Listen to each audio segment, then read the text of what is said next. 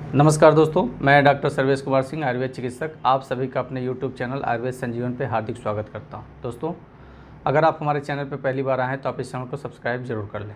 साथ ही दोस्तों, हर शनिवार को शाम 7 बजे हम लाइव आयुर्वेदा सेशन स्टार्ट हो गया है। हर शनिवार को 7 बजे, जिसमें आप सीधे हमसे यूट्यूब पे लाइव क्लिनिक के माध्यम से जुड़ सकते हैं। आपके मन में जो भी क्वेरी है, क्वेश्चंस हैं अपने रोग से संबंधित, किसी भी विकार से संबंधित, तो आप सीधे हमसे लाइव क्लिनिक के माध्यम से अपने उस रोग के बारे में और उसके चिकित्सा के बारे में जानकारी ले सकते हैं। दोस्तों, आज हम बात करने वाले एनल कैनाल पे गुदागत रोगों में जो खुजली होती है उसके बारे में, यानी कि ये खुजली होती क्यों है, क्या हम उसको पॉजिटिव लें या नेगेटिव लें, इसी के बारे में हम चर्चा करेंगे दोस्तों। कि गुदा द्वार पे खासतौर से अगर पोस्ट ऑपरेटिव कंडीशन है उसमें भी जो ईचिंग होती है उसके बारे में चर्चा करेंगे दोस्तों, कि आखिर वो ईचिंग का मुख्य कारण क्या है, क्यों होती है, इसके बारे में जानते हैं दोस्तों।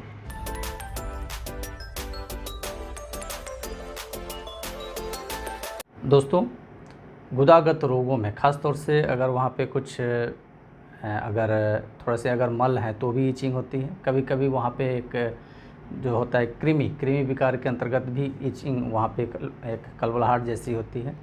तो इसको तो जज करना ज़रूरी है। इसके लिए ज़रूरी है कि अगर वो ईचिंग लगातार हो रही है, आपको कोई भी दिक्कत ऐसी नहीं है जहाँ पे आपने कोई प्रोसेस कराया, ऑपरेट कराया है, तो ऐसी स्थिति में ज़रूरी है उसको जज करना और अपने नज़दीकी चिकित्सक से कंसल्ट करना और उनसे दिखाना, चेक करना, उस बारे में बात करना।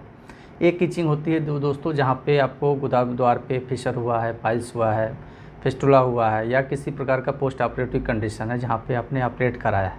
उस दौरान ऑपरेट होने के कुछ हफ्तों बाद वहाँ पे एक ईचिंग होनी शुरू हो जाती है। इसको कैसे हम लें? खासतौर से दोस्तों, ऐसी स्थिति में जो पोस्ट ऑपरेटिव या पोस्ट मेडिसिनल, खासतौर से आप जैसे फिशर है, फिशरिन इनो है, या पाइल्स है, और भी जो भी गुदागत रोग हैं, उसमें अगर आप कंजर्वेटिव ट्रीटमेंट लेते हैं उसमें भी एक ईचिंग एक लक्षण के रूप में आता है।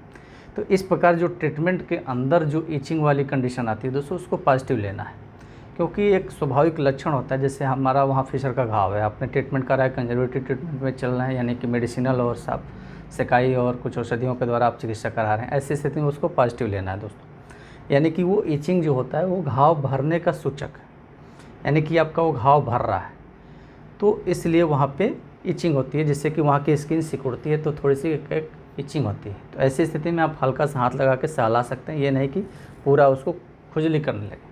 ऐसी स्थिति में वहाँ का जख्म फिर से ताज़ा हो सकता है।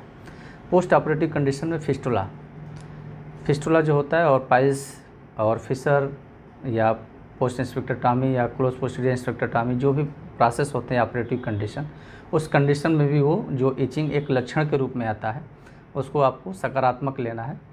घबराना नहीं है कि इतनी खुजली क्यों हो रही, किसी मरीज़ को ज़्यादा होती है, किसी मरीज़ को हल्की फुल्की होती है। ऐसी स्थिति में अगर वहाँ पे ईचिंग ज़्यादा हो रही है तो आपको थोड़ा सा वहाँ पे ड्राइनेस नहीं होने देना है, यानी कि जत्यादि तेल या कोई भी लुब्रिकेंट वहाँ पे लगा लेना है, जिससे कि वहाँ का ड्राइनेस कम हो और खुजली कम हो जाएगी।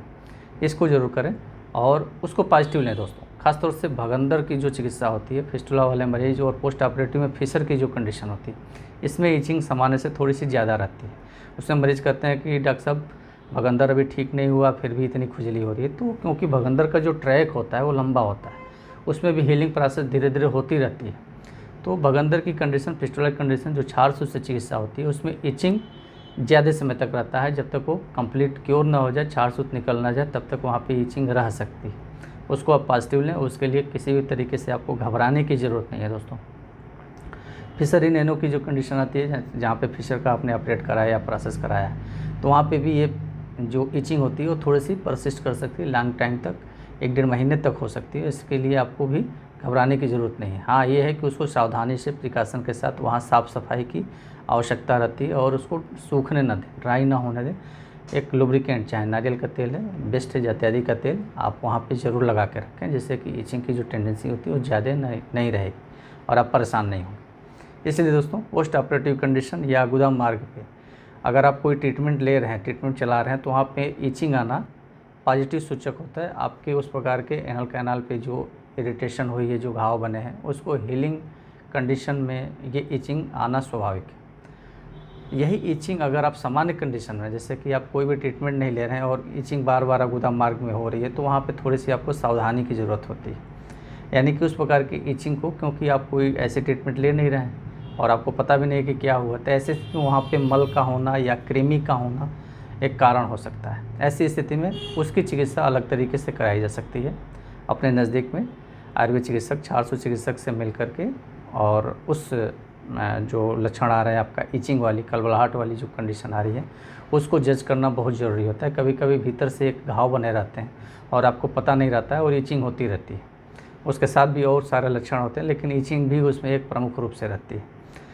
जैसे होता है कि गुदा में जैसे कीड़ी जैसे काट रही है, उस प्रकार से आपको महसूस होता है। ऐसी स्थिति में अगर आप कोई ट्रीटमेंट, किसी प्रकार का कोई चिकित्सा नहीं करा रहे हैं और ईचिंग हो रही है, तो उसको आपको एक्सपर्ट से जाके मिल के दिखा के और प्रॉपर रूप से चेकअप कराएं, यानी कि उसकी डायग्नोसिस ज़रूरी है।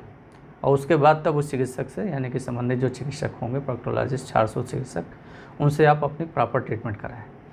यानी कि नॉन ऑपरेटिव कंडीशन में अगर ईचिंग हो रही है, नॉन ट्रीटेबल कंडीशन में, जहाँ पे आप किसी भी चिकित्सा को फॉलो नहीं कर रहे हैं गुदागत रोगों के अंतर्गत, और आपको ईचिंग हो रही है, तो आप उसको अवॉइड ना करें और अपने नज़दीक में चिकित्सक से ज़रूर कंसल्ट करें। दोस्तों, आप ईचिंग, खासतौर से गुदा मार्ग में जो ईचिंग यानी खुजली जो होती है, इसके बारे में जान गए हैं। आपके मन में किसी प्रकार के दोस्तों किसी भी विषय संबंधित कोई भी क्वेरी है, क्वेश्चन है, तो आप कमेंट सेक्शन में कमेंट के माध्यम से अपने सवाल ज़रूर पूछ सकते हैं। और दोस्तों, अगर आप हमसे सीधे लाइव जुड़ना चाहते हैं तो लाइव क्लिनिक हर शनिवार शाम को 7 बजे हम यूट्यूब पे लाइव आते हैं। तो उसमें आपके जो भी मन में सवाल हैं, क्वेरी हैं किसी भी से संबंधित, भले भी आपकी चिकित्सा कहीं पे भी हो रही है, तो आप हमसे सीधे इंटरेक्ट हो सकते हैं, अपने बीमारी के बारे में, अपनी चिकित्सा के बारे में अपनी चीज़ें साझा कर सकते हैं। और दोस्तों, अगर आप हमारे चैनल पर पहली बार आए तो आप इस चैनल को सब्सक्राइब कर लें और इस प्रकार के जो विषय हैं ख़ासतौर से अपने जानने वाले लोगों में अधिक से अधिक शेयर करें, जिससे कि गुदागत रोगों के अंतर्गत जो भी टेंडेंसी है, जो अवेयरनेस नहीं है, वो अवेयरनेस हो और ख़ास तौर से आप उस व्याधि की चिकित्सा ठीक से करें। दोस्तों, इसी के साथ जो आज का विषय है यहीं समाप्त होता है। नमस्कार।